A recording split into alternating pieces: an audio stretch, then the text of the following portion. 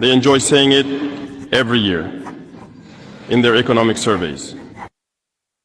Burkina Faso is the poorest country, Mali is the poorest country, Niger is the poorest country. We are ranked among the last. Very well, if we are as poor as they say, but when the time came to take responsibility, we asked these masters to leave. Why don't they want to leave? When we take the case of Niger, for over 40 years, some countries have been exploiting uranium to produce energy for themselves. From Ottawa to Paris, the streets are lit up. That's the light. But in Niger, it's darkness that is served to us. When you go to our states, our lands are riddled with holes, everywhere in search of precious metals like gold, but often there isn't even the slightest accessible road to reach the areas where they exploit gold, let alone some basic social services. That's why we decided to revolt and take the destiny of our countries into our own hands. There are many other examples.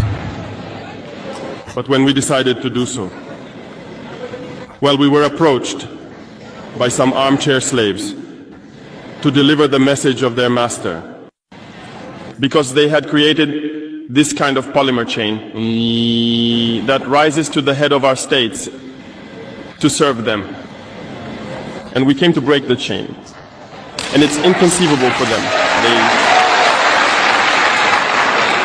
They approached us and asked us to fall in line to become part of the elite that must lead Africa. Because they have a trained and conditioned elite that they must follow, who are embedded in that chain. We refused to fall in line with them. And from then on, hostilities began.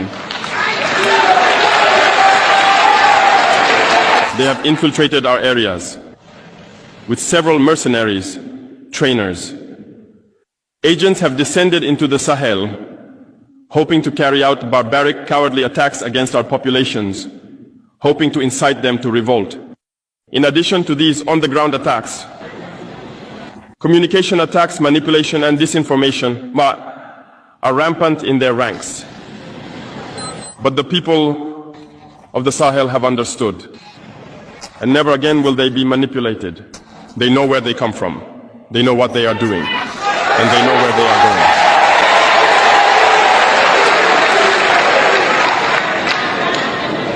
We will no longer allow this. People are awake and fighting today, not for ourselves, but for future generations. And thank you all for the fight that is being waged. This never makes us cry. We will not tremble. We will face it. We will fight for true independence, for our freedom. Because to scare the people of AES, these individuals only have 3 terms in their mouths: democracy, freedom, human rights. Of course, their local lackeys are only elected in a democratic, free and transparent process, according to them, their values. What could be more normal? That they want to impose this on us, because they are the ones who set the rules. Very well, we have decided to take responsibility for ourselves. That's why on July 26, 2023, when Niger decided to turn the page, the armchair slaves and their masters got on their high horses. They put their local lackeys forward and decided to wage a war against the Nigerian people. So we said, anyone who dares to attack Niger will face us, because we will wage a relentless war to the last drop of blood against anyone who dares to attack our states. This statement, this decision we made yesterday is relevant today and will be relevant tomorrow and forever.